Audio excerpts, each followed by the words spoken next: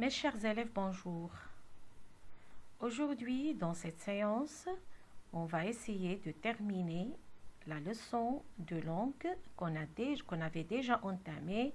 La séance précédente, c'est la subordonnée comparative ou bien la proposition subordonnée de comparaison. Rappel, donc on a déjà dit que faire une comparaison, c'est indiquer les différences et les similitudes entre deux éléments. Similitudes ou bien ressemblance entre deux éléments. Donc, comparer deux éléments, ça veut dire indiquer s'il y a des différences ou bien des ressemblances entre ces deux éléments. On a vu également les différentes manières ou bien les différents moyens d'exprimer cette comparaison. Ces moyens sont des comparatifs d'égalité, d'infériorité, de supériorité ou bien de ressemblance. Donc, lorsque la proposition subordonnée de comparaison établit un rapport d'égalité avec la principale, on utilise les locutions suivantes. Aussi que, donc aussi plus adjectif ou bien adverbe plus que, autant adjectif adverbe plus que, autant de toujours plus un nom, comme on a dit dans la séance précédente. La proposition subordonnée comparative établit un rapport de supériorité avec la principale. À ce moment-là, il faut utiliser les expressions plus que ou bien mieux que. Lorsqu'elle établit un rapport d'infériorité, il faut utiliser l'expression moins que ou bien la locution moins que. Pour établir un rapport de ressemblance, on peut utiliser la conjonction comme. C'est la conjonction utilisée toujours la plus fréquente pour comparer. Ainsi, tel que, semblable à, ainsi que, pareil, et il y en a bien sûr d'autres. Et maintenant, je vous invite à vous mettre dans la page 135 de vos manuels de français parcours pour pouvoir suivre avec moi. On va essayer de voir ce texte et de répondre aux questions. Alors, je lis. Deux hommes parurent. L'un venait de la Bastille, l'autre du jardin des plantes. Le plus grand, vêtu de toile, marchait le chapeau en arrière, le gilet déboutonné et sa cravate à la main. Gilet déboutonné, ça veut dire ouvert, dont les boutons sont dégagés. Le plus petit, dont le corps disparaissait dans une redingote marron, donc il est très petit, c'est pour cela son corps disparaissait dans une redingote. Redingote, c'est une sorte de vêtement masculin, c'est comme une veste qui est très longue, un manteau très long. Alors je répète la phrase. Le plus petit, dont le corps disparaissait dans une redingote marron, baissait la tête sous une casquette à visière pointue. Une casquette à visière pointue. Visière, c'est la partie d'une casquette qui abrite les yeux. On a une casquette, la partie qui abrite, qui cache les yeux, on l'appelle la visière. Quand ils furent arrivés au milieu du boulevard, ils s'assirent. Le verbe s'asseoir au passé simple. Quand ils furent arrivés au milieu du boulevard, ils s'assirent à la même minute sur le même banc. Pour s'essuyer le front, ils retirèrent leur coiffure. Alors coiffure ici, ça veut dire ils retirèrent, ils enlevèrent leur chapeau. Donc coiffure, c'est tout ce qu'on met sur la tête. Donc ça peut être un bonnet, un chapeau, une casquette. Alors ils retirèrent leur coiffure que chacun posa près de lui, près de soi, pardon. Et le petit homme aperçut écrit dans le chapeau de son voisin Bouvard. Pendant que celui-ci distinguait aisément Dans la casquette du particulier, on redingote le mot pécuchet.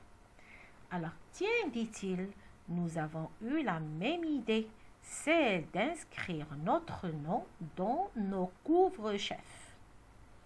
Donc, c'est un extrait de Bouvard et Pécuchet, écrit par Balzac. C'est un auteur français très connu. Alors maintenant, on passe aux questions. Première question, je lis la consigne, je relève les noms des deux personnages. Le petit s'appelle, le grand s'appelle. Alors, on va essayer de relever les noms des deux personnages.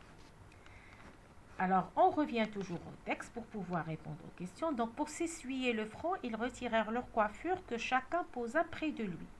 Et le petit homme aperçut écrit, alors regardez bien, le petit homme aperçut écrit sur le chapeau de son voisin Bouvard. Donc Bouvard, c'est le plus grand. Parce que le petit aperçut sur le chapeau du plus grand Bouvard.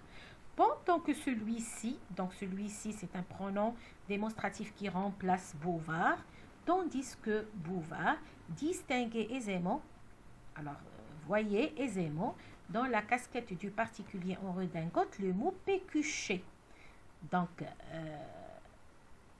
le petit avait le nom de Bouvard, le grand avait le nom de Bouvard dans sa casquette, le petit, le nom de Pécuchet.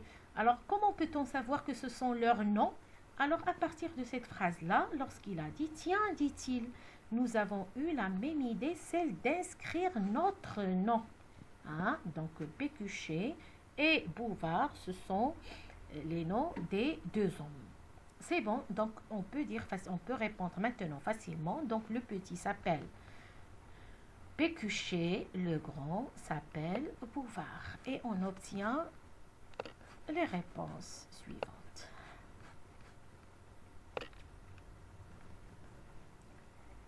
Je passe, deuxième question. J'utilise les expressions plus que et moins que pour comparer la taille des deux personnages. Donc, qu'est-ce qu'on va faire ici? On va essayer de comparer la taille des deux personnages en utilisant les comparatifs plus que et moins que. Donc, c'est simple.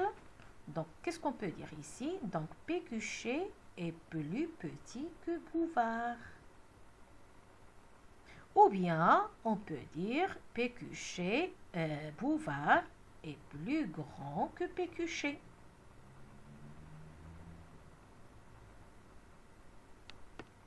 Ou bien, on peut dire même Pécuchet est moins grand que Bouvard. D'accord? Alors, et on obtient les réponses suivantes. Donc, la première phrase, Bouvard est plus grand que Pécuchet. C'est ce qu'on a dit.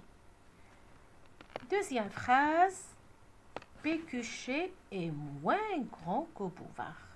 Donc, on a utilisé l'expression plus que pour exprimer la supériorité ici. Donc, Bouvard est plus grand que Pécuchet. Et on a utilisé également l'expression moins que pour exprimer un rapport d'infériorité.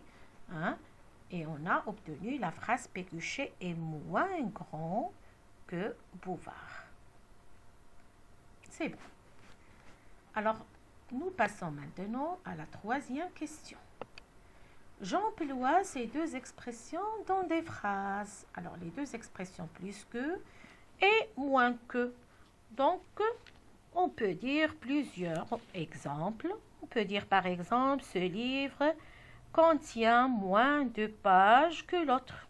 Alors, j'ai comparé les pages d'un livre et d'un autre livre et je trouve que ce livre contient moins de pages. Je peux dire aussi, Sarah travaille moins sérieusement que Yacine. Sarah travaille moins sérieusement. Alors, j'ai comparé ici le travail des deux élèves, Sarah et Yacine, et je trouve que Sarah travaille moins sérieusement. Donc, ici, un rapport d'infériorité, moins que. Alors, pour l'expression plus que, je peux dire par exemple, Sarah est plus intelligente que Yacine. Hein? Donc, et pour exprimer la supériorité, un rapport de supériorité. Je peux dire par exemple, je lis plus que mes frères. Le train est plus rapide par exemple que la voiture. Donc, on peut rédiger plusieurs exemples avec les deux expressions plus que et moins que. J'ai ici deux exemples. Les femmes sont moins fortes que les hommes. Hein? Bien sûr que vous êtes d'accord avec moi. Hein? Les femmes sont moins fortes que les hommes. Les espadrilles sont plus pratiques que les chaussures. Je conclus que. Alors, qu'est-ce qu'on peut conclure ici? On peut conclure que plus que sert à exprimer un rapport de supériorité, plus que. Et moins que sert à exprimer un rapport d'infériorité. Donc, supériorité et infériorité. Cinquièmement, admettons que les deux personnages sont âgés de 55 ans. Ils sont tous les deux vieux. Je compare maintenant. Ils ont le même âge et ils sont tous les deux vieux. Je compare l'âge maintenant en utilisant l'expression aussi que. Donc ici, qu'est-ce que vous remarquez? Il y a égalité. Il y a un rapport d'égalité. Le même âge, ils sont tous les deux vieux. Alors, quelle est l'expression qu'on doit utiliser ici? Soit, on a dit, comme on a dit dans la séance précédente, soit aussi que, soit autant que. Alors, qu'est-ce qu'on peut dire? Donc, Pécuchet est aussi âgé que Bouvard. Il est aussi âgé que Bouvard. Il est aussi vieux que Bouvard. Et on a exprimé ici un rapport d'égalité parce qu'ils ont le même âge.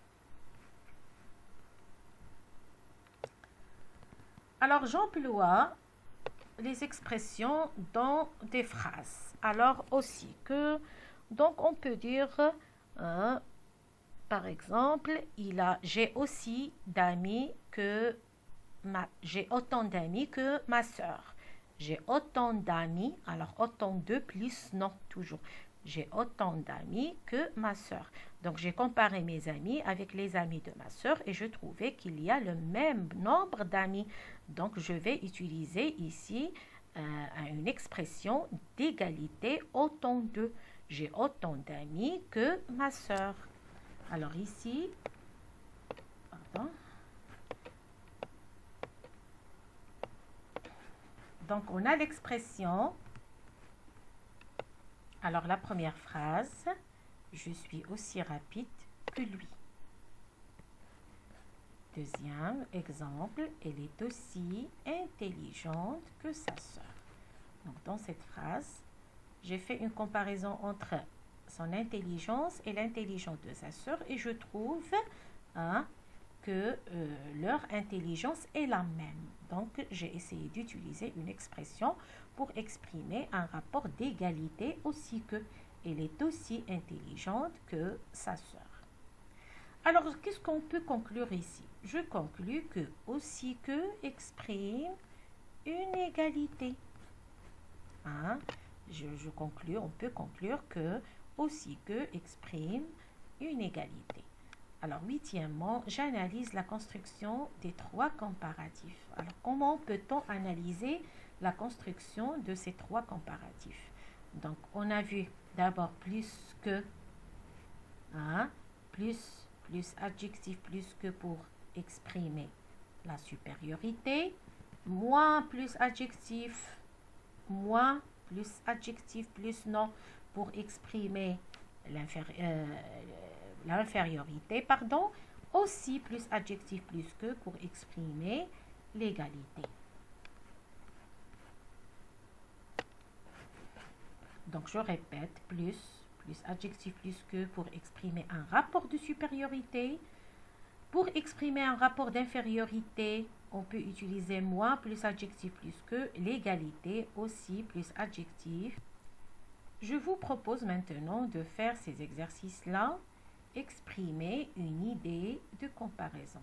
Alors, comme vous remarquez ici, la première phrase, il y a 5 élèves dans la classe X, il y a 5 élèves dans la classe Y. Alors, ici, quand vous remarquez, il y a deux phrases. Ces deux phrases, vous allez les transformer en une seule phrase complexe qui contient une proposition subordonnée comparative et une principale. Bien sûr, vous allez comparer en utilisant les moyens qu'on a déjà vus. Les comparatifs d'infériorité, de supériorité et d'égalité selon le sens de la phrase. Donc, je répète, premièrement, il y a 5 élèves dans la classe X, il y a 5 élèves dans la classe Y. Deuxième phrase, cette salle est grande. Celle-ci est grande aussi. Troisièmement, Saïd est moins gentil. Rachid est plus gentil. Je travaille bien. Toi aussi, tu travailles bien. J'ai corrigé 5 exercices.